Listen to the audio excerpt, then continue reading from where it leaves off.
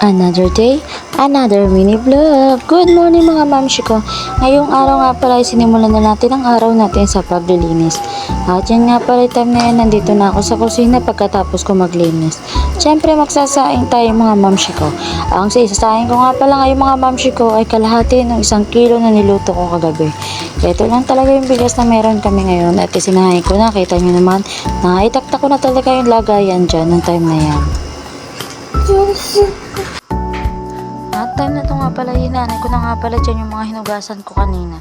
At syempre maghuhugas tayo ng panibago mga mamshi ko. Ayan, tambak na. Kita nyo naman kung gaano katambak yan. Syempre walang gagawa niya mga mamshi ko kung hindi ako patid. At yung time na to, medyo tahimik naman na ang bahay dahil yung mga bata ay patulog na. Yung bunso ko nga pala ay tulog na at yung 3 na lamang ang patulogin ko. Madali naman patulogin yung mga yan. Syempre sasabihan mo lang yan. Di kagaya ni bunso talaga na napakakulit. Nung time na to talaga hindi ko napapasok ang aking 2 anak dahil wala talaga kami mga mamshi ko.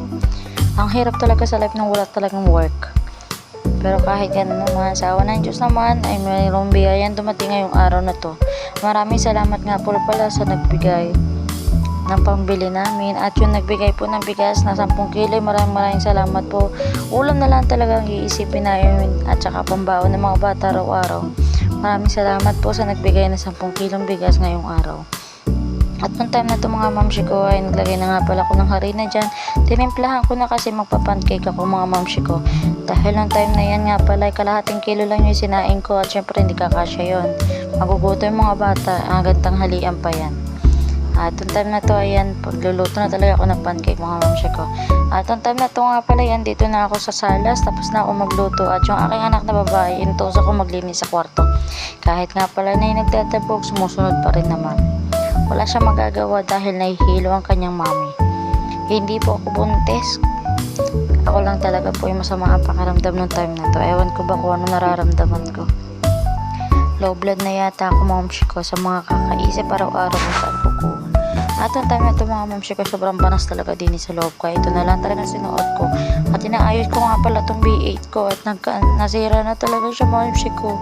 Ayaw na talaga niya gumana pero nagja-judge pa siya mga mamshi ko. Ewan ko ba kung anong problema niya. Isinerch ko na rin sa YouTube ko anong problema niya.